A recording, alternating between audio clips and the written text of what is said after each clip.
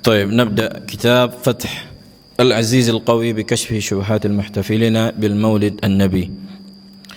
الشبهة 57 شبهة yang ke-57 استدلالهم بقوله تعالى حكاية عن عيسى ابن مريم عليه السلام. Mereka beristidlal dengan ayat di surah Al-Maidah 114 ketika Allah menceritakan tentang kisah Nabi Isa. Apa ayat itu? Qala Isa bin Maryam, Allahumma rabbana anzil alaina ma'idatan minas sama' takunu lana 'idan li awwalina wa akhirina wa ayatan mink warzuqna wa anta khairur raziqin. Di dalam ayat ini Nabi Isa berkata, Ya Allah, turunkanlah kepada kami ma'idah, yakni makanan dari langit, sehingga menjadi id bagi orang-orang yang pertama dan belakangan, dan ayat, yakni tanda-tanda kebesaran darimu, dan berikanlah kami rezeki, dan engkaulah sebaik-baik pemberi rezeki. Wa qawluhu ta'ala wa qawlihi ta'ala ala lisani Isa alaihi salam, begitu juga dengan ayat di surah Maryam 33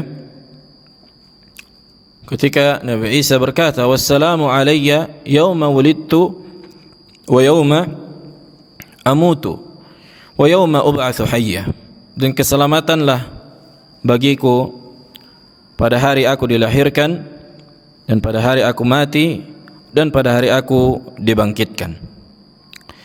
Faqalu, mereka berkata, yakni para peraya maulid dan bid'ah, hadhihi al-ayah wallati qablaha wa ghayruhuma min al-ayat hafilah bil isyarat ila miladi Isa alaihi assalam wa madhihi wa mazayah allati manna Allahu biha alaihi wa hiya bi majmu'iha syahidatun wa da'iyatun ila al-ihtifal bi hadzal hadath al-'azim. Maka ayat yang kita sebutkan tadi, ya kan, ketika Nabi Isa di surah Al-Maidah disebutkan ketika Nabi Isa meminta kepada Allah untuk menurunkan makanan, kata Nabi Isa apa? Takunu lana 'idan li awwalina wa akhirina. Begitu juga Nabi Isa berdoa kan, wassalamu alayya yauma wulidtu, keselamatanlah bagiku ketika aku lahir. Maka ayat-ayat ini menunjukkan apa?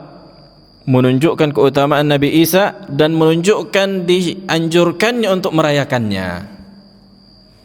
Untuk merayakannya atas kejadian yang besar ini. Wa ma kana milad Muhammad alaihi salatu wassalam biaqal sya'nan min milad Isa alaihi salam. Mereka berkata, mereka kiaskan bahwa apa? Lahirnya Nabi Muhammad tentu tidak lebih mulia, artinya Nabi Muhammad lebih mulia dari Nabi Isa, ya kan?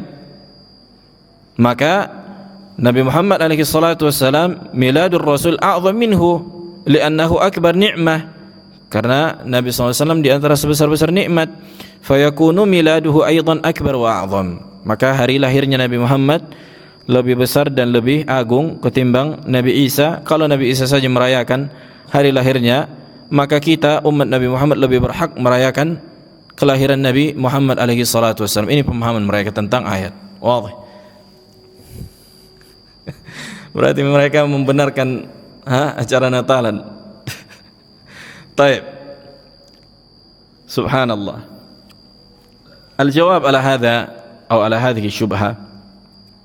Yang pertama, Allah Jalla wa Ala tidak mensyariatkan bagi umat Muhammad alaihi salatu wassalam kecuali 2 hari untuk dirayakan. Ini harus kita sepakati dulu. Tidak ada di dalam Islam perayaan, baik itu perayaan yang dikatakan adat atau ibadah, kecuali 2. Hari apa? Kevin? Naam. Eid al-Fitr wa Eid al-Adha. Sebagaimana nas dari hadis dari Nabi alaihi salatu wassalam, boleh kita sebutkan senantiasa. Wadih.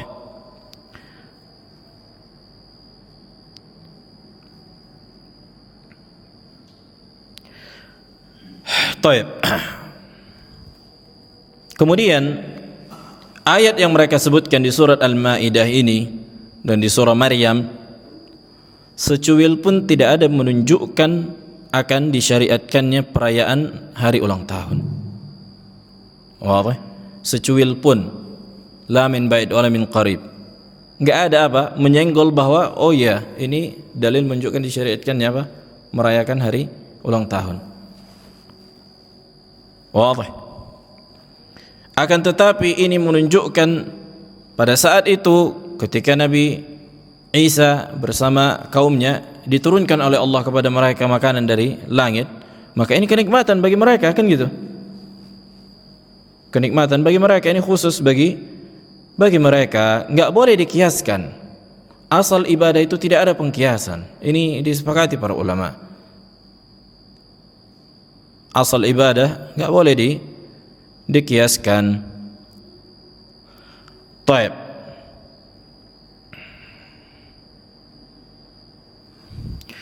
Berkata Syekh Abdul Rahman Ibn Sa'di rahimahullah ta'ala, di antara ulama mufassir tafsir Sa'di ma'ruf, kata beliau, ay yakunu waqt nuzuliha 'idan wa musiman.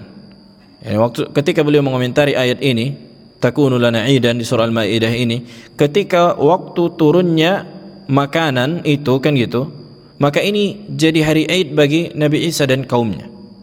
Yatadzakkaru bihi hadhihi al-ayah al-'azimah, yani mengingatkan ayat yang mulia ini. Fatuhfadhu wa la tunsa ala umuril awqat wa tukarrar as-sinin wa takarrur as-sinin. Maka diingatkan gitu, enggak boleh dilupakan. Kama ja'ala Allahu ta'ala a'yadal muslimin wa manasikahum mudzakkiran li ayatihi. Sebagaimana Allah menjadikan hari-hari Id bagi kaum muslimin dan manasik-manasik yang mereka lakukan dalam ibadah, apa tujuannya? Itu untuk mengingat ayat-ayat Allah. Wa munabbihan ala sunanil mursalin wa turuqihim al-qawimah wa fadlihi wa ihsanihi alaihim, dan untuk menyadarkan tentang bagaimana keadaan-keadaan atau sunan para mursalin, begitu juga bahwa apa? Cara-cara mereka, manhaj mereka yang lurus, dan keutamaan dan kebaikan yang diberikan kepada mereka. Taib. Kemudian kata Syekh di sini penulis, "Law su'ila du'atul ihtifali an maw'id yaum al-Maidah fi syar'i Isa alaihi salam lama ajabu, walau ajabu yus'aluna aidan mata ihtafala bihi Nabi sallallahu alaihi wasallam." Bisa enggak kita tanya mereka yang beristidlal dengan ayat ini, kapan hari diturunkannya makanan kepada Nabi Isa, dan apakah itu disyariatkan untuk dirayakan bagi orang-orang setelahnya, kan gitu. Kayak mana mau mencari harinya itu? Wadah, sangkan hari lahir Nabi Isa diperselisihkan para ulama kapan tanggalnya. Kemudian Nabi kita alaihi salatu wassalam, apakah merayakannya? Di antara syubhat mereka, Anda dengar juga, kenapa Nabi SAW enggak mau merayakan hari ulang tahunnya? Apa kata mereka? Syubhat, yakni syubhat tafihah, syubhat yang receh. Aba Ayub, enggak tahu antum? Kenapa Nabi tidak merayakan ulang tahunnya? Karena ketawaduan Nabi alaihi salatu wasallam. Karena ketawaduan Nabi. Ini kata mereka. Wadah. Gimana kira-kira jawaban? Nabi kan alaihi salatu wasallam tawadu, enggak mau dirayakan apa? Hari ulang tahunnya. Taib, setelah wafat Nabi alaihi salatu wasallam, apakah dirayakan Abu Bakar? Iya kan? Oke lah kalau pada saat itu Nabi tawadu, kenapa enggak dirayakan Abu Bakar? Kenapa enggak dirayakan Umar, Utsman, Ali? Nah, begitu juga kita katakan sekiranya itu ibadah, maka Nabi SAW apa? Berarti menyembunyikan ibadah yang bisa diamalkan. Ya kan? Ini bukan masalah tawadhu atau enggak, ini masalah ibadah atau enggak. Masalah ibadah atau tidak. Ini kan syariat, kan kalian katakan ini syariat. Walaupun kalian mengaku ini bukan syariat. Tapi mengaku bukan syariat, kenapa di dalam acara Maulid ada ibadah? Nah, kita katakan kalau kalian merayakan acara Maulid Nabi tidak dengan ibadah, kita katakan bid'ah idiyah. Hari raya yang mengandung kebid'ahan. Kalau dicakup dengan ibadah, double illahnya. Illahnya apa? Bid'ah ibadah dan bid'ah hari Id. Kita sepakati dulu bahwa tidak ada hari yang dirayakan, maksudnya di situ yang dilakukan amalan-amalan duniawi kecuali apa? Hari Idul Fitr wa Idul Adha, mengkhususkannya tentunya. Makanya sudah kita sebutkan ketika Nabi SAW masuk ke dalam kota Madinah, kali itu mereka melihat sebagian kaum musyrikin main-main, yal'abun, main-main di situ. Nabi lihat kok 2 hari ini main-main terus nih, ada apa nih kan gitu. Ma hadzal yauman, apa ini kok 2 hari ini? Kok kalian khususkan nih?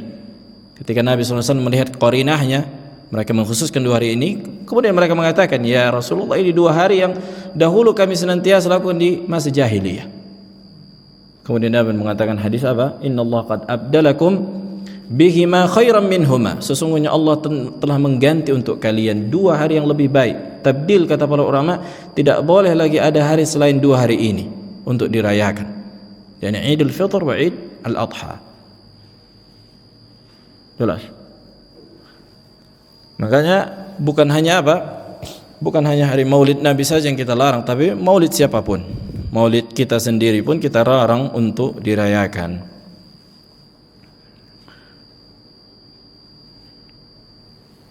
Taib. Maka ini cukup apa? Menghancurkan pemahaman ini, karena enggak ada di situ apa? Pendalilan bahwa disyariatkannya merayakan hari ulang tahun. Sekiranya lah itu dibenarkan, berarti amalan orang-orang Kristen yang merayakan Natal adalah kebenaran. Iya kan? Kalian bela berarti. Maka ini jelas kejahilan. Ini jelas kejahilan. Nah, taib, syubhat yang Ats-Tsamin wal Khamsun 58. يقولون إن الله عز وجل كرم بعض الأماكن المرتبطة بالأنبياء كمقام إبراهيم عليه السلام. Sesungguhnya, ini kata mereka, Allah memuliakan sebagian tempat yang berkaitan dengan para nabi. Sesungguhnya Allah memuliakan sebagian tempat yang berkaitan dengan para anbiya, seperti maqam Ibrahim. Perlu difahami, maqam Ibrahim ini bukan kuburan Ibrahim. Yang di Ka'bah, maqam Ibrahim bukan kuburan Ibrahim, tapi ketika posisi itu adalah posisi yang Nabi Ibrahim berdiri di situ. Bukan kuburan Nabi. Maqam itu beda dengan istilah orang Indonesia makam. Ya kan? Makam itu dalam bahasa Indonesia bisa maknanya kuburan, tapi ini bukan kuburan Nabi Ibrahim, tapi maqam itu posisi ketika Nabi Ibrahim berdiri di situ. Dan dianjurkan salat setelah tawaf di belakangnya, bukan di dalam.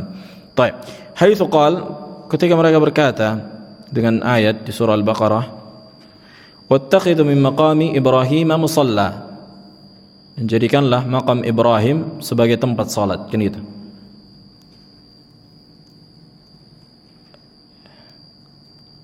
Bukan apa? Bukan kuburan Ibrahim, tapi maqam Ibrahim. Wa hadha fihi hathun ala al-ihtimam bi kulli ma yata'allaqu bil anbiya wa minha al-ihtimam bi maulidin nabi alaihi salatu wasallam. Kata mereka, dari ayat itu terdapat anjuran untuk memperhatikan tempat-tempat yang berkaitan dengan para nabi. Maka kita pun untuk lebih utama untuk memperhatikan hari lahirnya Nabi alaihi salam. Maka sangat jauh apa pendalilannya, kan gitu. Allah kan sedang menjelaskan di sini, wattakhidhu min maqami Ibrahim musalla. Dan jadikanlah maqam Nabi Ibrahim itu tempat salat. Maqam di situ bukan kuburan, perlu difahami. Maka jawaban dari syubhat ini kita katakan,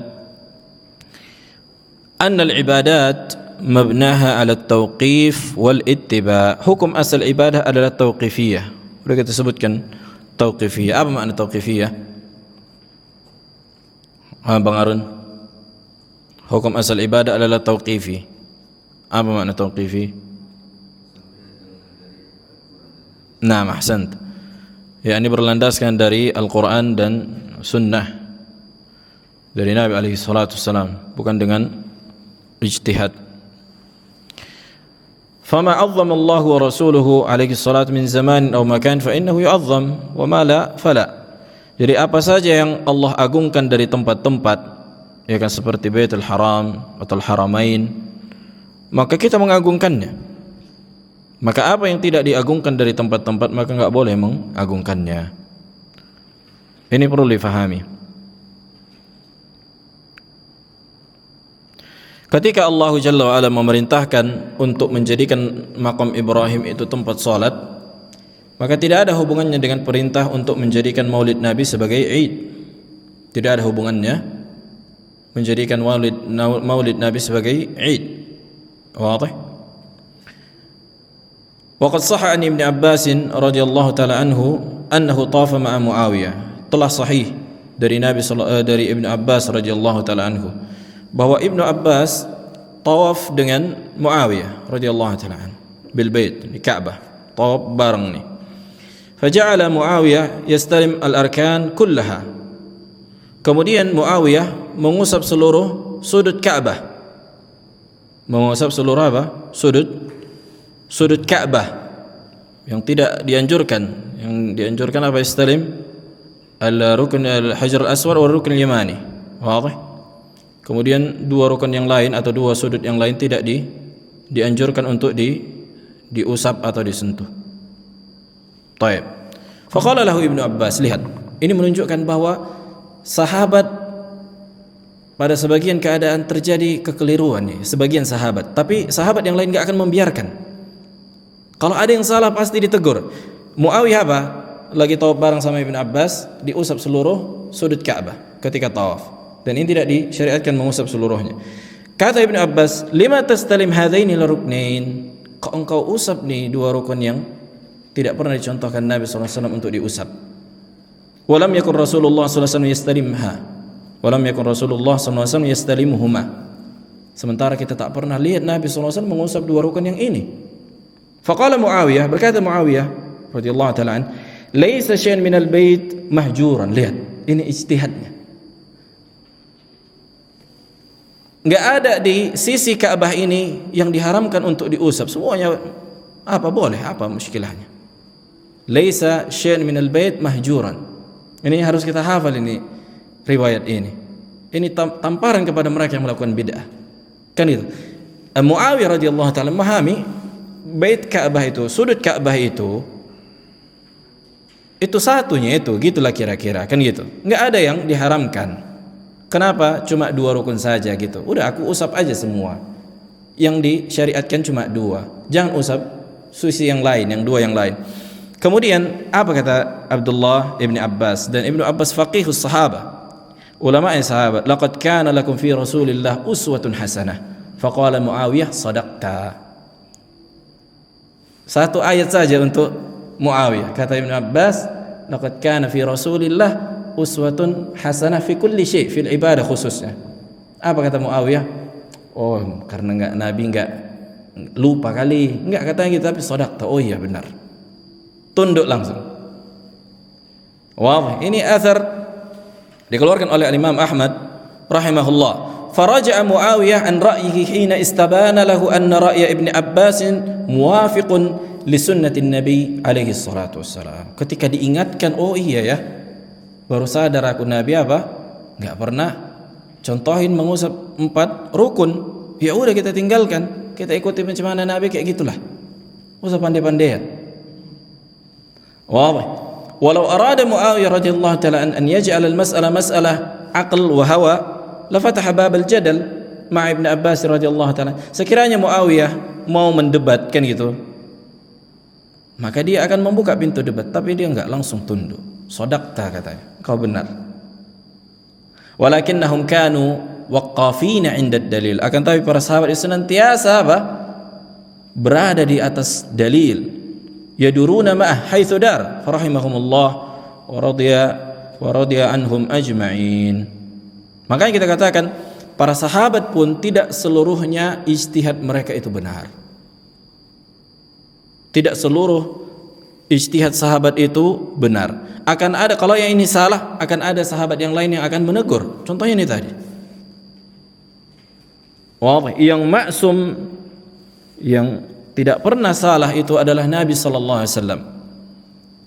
Ini masalah usuliyah, apakah Nabi berijtihad atau tidak. Kemudian apakah ada sebagian sikap Nabi yang ditegur oleh Allah, itu ada disebutkan para ulama. Disebutkan dalam ayat malah. Tapi saksi bahasan kita fokus dulu para sahabat. Para sahabat apa? Senantiasa berada di atas dalil. Kalau mereka keliru, sahabat yang lain akan ingatkan. Kalau dipikir-pikir, apalah salahnya diusap semua rukun di Ka'bah, ya kan? Sudut Ka'bah itu kita usap semua. Sebagaimana yang dikatakan Muawiyah, laisa syai'un minal bait mahjur. Tidak ada yang terlarang dari sudut-sudut Ka'bah ini.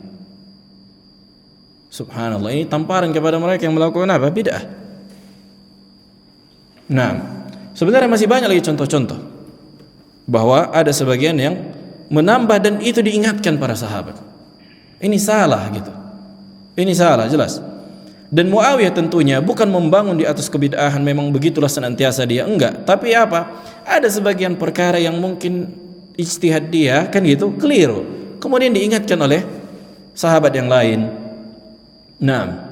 Begitu juga sekiranya tempat berkaitan dengan Nabi itu disyariatkan untuk tabarruk, maka Nabi SAW ketika mendapatkan wahyu pertama kali di mana? Di Gua Hira, iya kan? Kenapa enggak dijadikan tempat ngalap berkah? Iya enggak? Kenapa enggak kita dapatkan riwayat dari Abu Bakar, Umar, Utsman, Ali ke Gua Hira, usap-usap, ambil baju, gosok-gosokkan ke tempat duduknya situ. Walaupun ada orang-orang zaman sekarang para juhala yang ke situ. Tapi kita bertanya para sahabat, kenapa enggak diriwayatkan dari mereka? Bahkan Nabi SAW ketika setelah itu udah kelar, enggak ada lagi hubungan ke Gua Hira. Ini menunjukkan itu tidak disyariatkan untuk diagungkan. Wa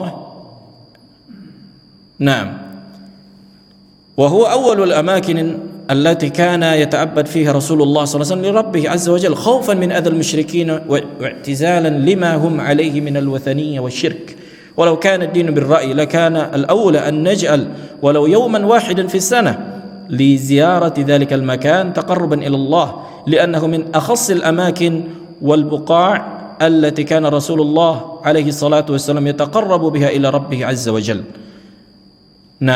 Sekiranya itu disyariatkan, tentu Gua Hira lebih berhak dan lebih layak untuk dirayakan Id, diambil tabarruk di situ. Masalah tabarruk ini panjang, yang jelas tidak didapatkan satu sahabat pun bertabarruk dengan asar para orang-orang saleh atau asarnya. Bahkan Abdullah bin Umar dilarang oleh Nabi alaihi salatu wasallam untuk salat di tempat Nabi salat, mengikuti kan gitu, sampai sebagian tempat Nabi SAW buang hajat, dia pun di situ buang hajat. Jangan ikuti itu, jangan lakukan itu bukan ibadah itu.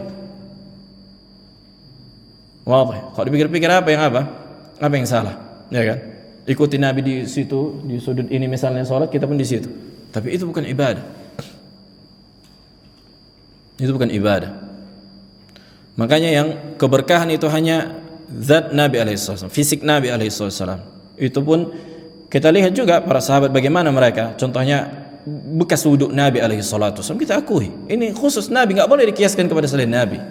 Kalau Nabi saja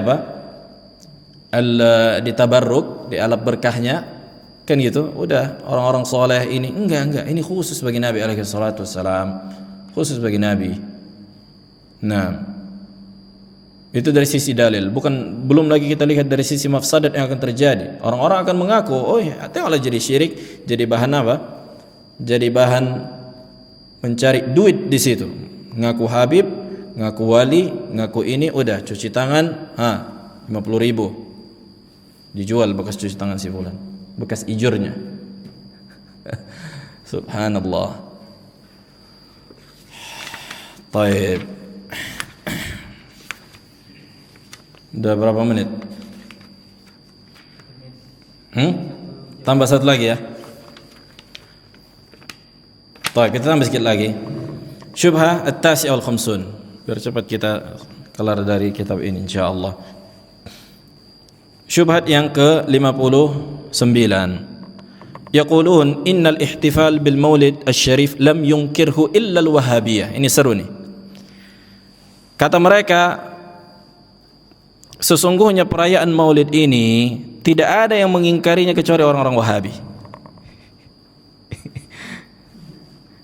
Oh, sesungguhnya perayaan maulid tidak ada yang mengingkarinya kecuali siapa?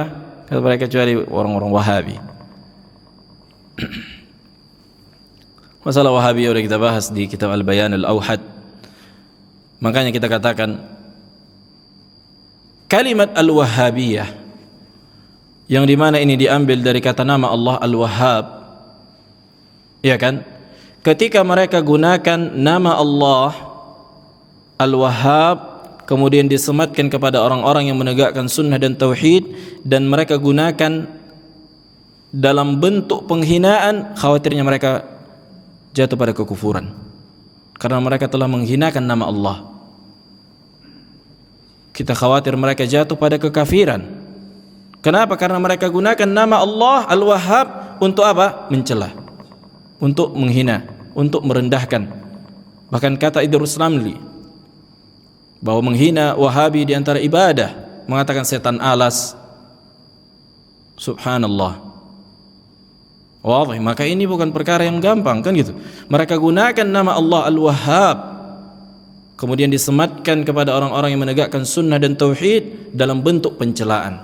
Yang kalian cela sebenarnya Allah Jalla wa'ala, yang kalian cela sebenarnya nama Allah, tapi menunjukkan kebodohan mereka terhadap kalimat yang mereka gunakan. Wadih, maka ini bukan perkara yang gampang.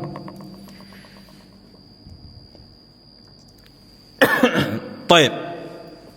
Langsung saja kita sebutkan di antara ulama yang membantah acara bid'ah dan maulid selain Syekh Muhammad bin Abdul Wahhab.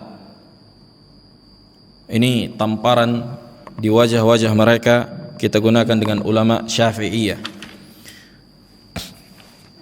Berkata di antara ulama yang hidup di atau wafat di 734, Tajuddin Al-Fakihani rahimahullah, katanya, la a'lamu li hadzal maulid aslan, aku tidak mengetahui pada acara maulid ini aslan, yakni memiliki asal, memiliki dalil fi kitabin wala fi sunnah, enggak ada pada Al-Qur'an dan sunnah.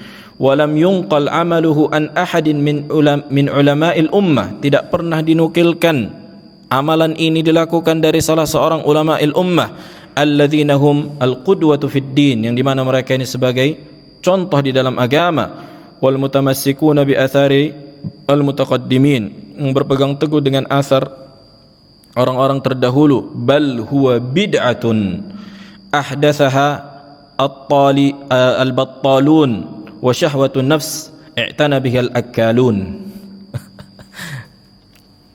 Kata beliau, acara bid'ah ini orang-orang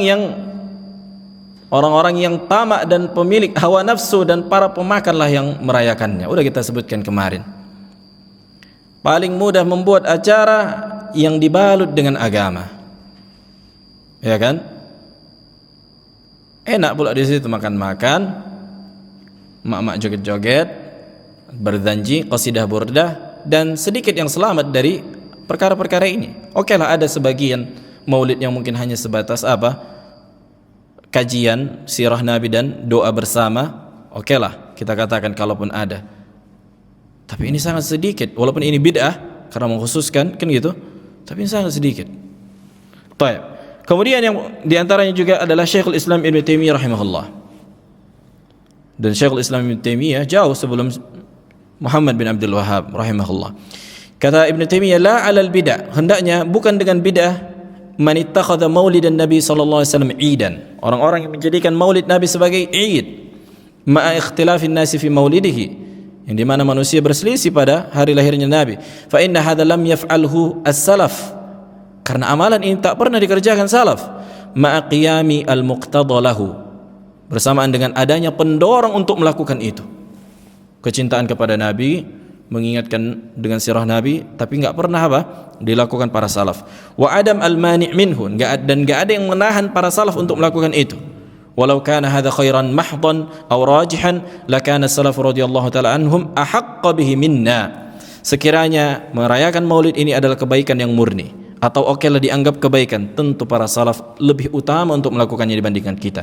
Fa innahum kanu ashad mahabbatan lirrasul alaihi salatu wassalam wa ta'dhiman lahu minna wa hum 'alal khairi ahras. Dan para salaf itu lebih utama untuk mengagungkan Nabi SAW dan lebih semangat. Ini beliau sebutkan di kitab Iqtida' Shiratal Mustaqim. Baik, kemudian selanjutnya Al-Imam Ibnul Hajj yang wafat di 737 Hijri. Kata beliau, "Wa min jumlati ma ahdathuhu min al-bid'ah ma'a i'tiqadihim anna dhalika min akbar al-ibadat wa adhhar asy-sya'air ma yaf'alunahu fi syahri Rabi'il Awwal min al-Maulid wa qad ihtawa 'ala bid'in wa muharramatin jumlatan." Maka di antara perkara yang diada-adakan dari bid'ah, yang dimana mereka meyakini acara maulid ini sebesar-besar ibadat dan sebesar-besar syiar, yang dimana dilakukan di bulan Rabiul Awal, itulah yang dikenal dengan atau biasa dikenal dengan maulid kan gitu, yang dimana apa? Mencakup bid'ah dan keharaman yang banyak. Ini beliau sebutkan di kitab Al-Madkhal. Kemudian kata Asy-Syatibi rahimahullah, wa minha iltizamu, ini juga ucapan Syatibi, menampar wahai kalian yang senantiasa berzikir yang tidak pernah dicontohkan oleh Nabi SAW. Menampar kalian wahai orang-orang yang senantiasa merayakan maulid. Yang menampar kalian Al-Imam Syatibi. Kata beliau, wa minha, di antara bid'ah, al-iltizamu al-kayfiyat, iltizamul kayfiyat wal hayat al-muayyanah. yakni senantiasa melakukan ibadah-ibadah yang dilakukan dengan bentuk tertentu, kadzikri bihayatil ijtima'i ala sautin wahid, seperti berzikir dengan cara dilakukan berjamaah dipimpin oleh satu orang. Wattakhadha yaum wiladatin nabi alaihi salatu wasallam 'idan wa ma ashbaha dzalik, dan menjadikan hari lahirnya Nabi sallallahu alaihi wasallam sebagai Id yang dikenal dengan Maulid atau yang semisal dengan itu. Ini Imam kalian Syatibi, walaupun kita tidak sepakat dengan akidah Syatibi, sebagiannya jatuh pada pengingkaran pada sifat Allah, tapi ini kalamu haq, kan gitu. Syafi'i, lihat katanya apa? Kadzikri bihayatil ijtima'i ala sautin wahid. Bukan ulama Wahabi yang melarang zikir.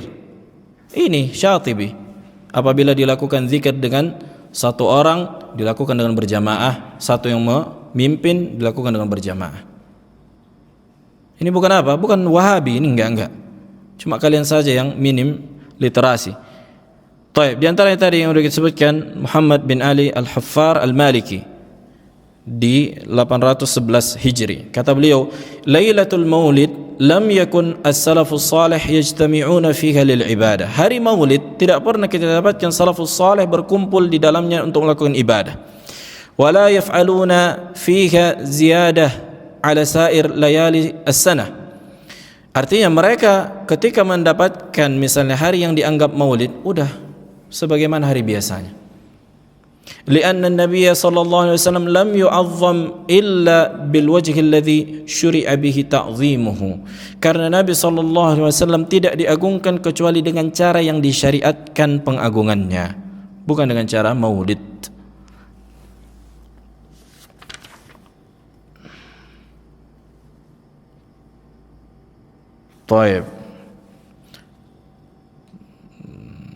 Taib berkata Syekh Muqbil, kita sebutkan ini masalah Wahabi, ini faedah muhimmah. Syekh Muqbil Al-Wadi'i rahimahullah, kata beliau, "Idza sami'ta rajulan yaqulu dzaka Wahabi, fa'lam annahu ahad rajulain." Kalau engkau mendengar ada orang yang mengatakan itu Wahabi, ketahuilah dia enggak akan lepas dari dua sifat. Imma khabith, kecuali dia khabith, orang yang jorok, yang kotor. Wa imma jahilun la ya'rif ku'ahu min bu'ih, atau orang yang bodoh yang enggak bisa membedakan antara ujung tangan dan sikunya. Imma orang yang khabith atau orang yang jahil. وهذه الدعاية الخبيثة صادرة من الشيوعيين والبعثيين والناصريين والشيعة يريدون به الصد عن الدعاة إلى الله وأن يجعلوا بين الدعاة إلى الله وبين المدعوين حاجزا. Kata Syekh Muqbil rahimahullah, tahu nggak kalian siapa yang menyematkan gelar-gelar Wahabi ini? Dari orang-orang komunis, orang-orang yang mengingkari hari kiamat, orang-orang Syiah, yang dimana mereka ingin menghalangi antara para da'i yang mengajak kepada Allah dan para masyarakat.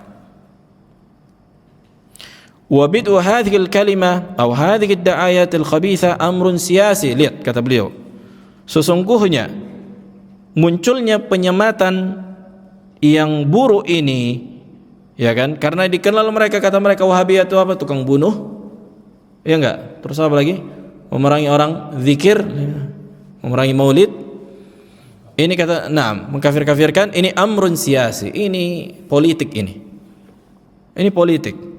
Wa huwa, makanya itu jelas kan? Wahabi apa? Wahabi pecinta alam. Wa huwa anna ikhwanana an-najdiyin 'inda an waqafu fi wajhi syarif Husain wa fi wajhi al-atrak wa adwaqahum al-murr. بعد هذا شن هذه الدعاية وساعدهم علماء السوء كأحمد زين دحلان المنحرف ذلكم الرجل الضليل فقد ألف كتابا يزعم أنه يرد بها على الوهابية. Maka kata beliau, saudara-saudara kita orang-orang Najd yang di Saudi, ketika berhadapan dengan Hussein, maksudnya orang-orang yang tokoh-tokoh yang menyimpang di sana seperti orang-orang Turki, yang mereka rasakan, maksudnya mereka disiksa juga. Disebutkan di situ ada kisah bahwa orang-orang Turki di Khilafah Utsmani membunuhi para orang-orang bertauhid. Silahkan dibaca, yang menulis itu sejarah-sejarah itu bukan orang, kebanyakannya bahkan ada sebagian bukan orang Islam, itu orang-orang Barat yang menulis sejarah tentang hakikat dari bagaimana pertempuran atau permusuhan yang terjadi antara Atrak Khilafah Utsmani dengan orang-orang di Saudi di masa itu. Mereka dibunuhi orang-orang ahli tauhid. Wadih. Maka kata beliau menyebutkan di antara ulama yang buruk, yang sesat ini siapa? Ahmad Zaini Dahlan. Inilah juga yang menuduh, mengatakan bahwa apa? Wahabi ini membunuh orang yang muadzin dengan mengucapkan innallaha malaikah yusholluna 'alan nabi. Hanya sebatas itu dibunuh di sebuah masjid. Bayangkan, mungkinkah orang demikian akalnya? Ya kan? Dan yang paling bodoh bukan ucapan Zaini Dahlan, orang yang menggunakan ucapannya. Yang paling bodoh bukan ucapan Zaini Dahlan, dia okelah sesat. Tapi orang yang menggunakan ucapannya, mengangkatnya kembali, otaknya kemana kan gitu. Nasallallahu alaihi wasallam. Makanya di antara ucapan beliau Syekh Muqbil, di antara yang menyematkan ini Wahabi ini adalah Khomeini, tokoh Syiah, membunuhi kaum muslimin. Al-Khomeini.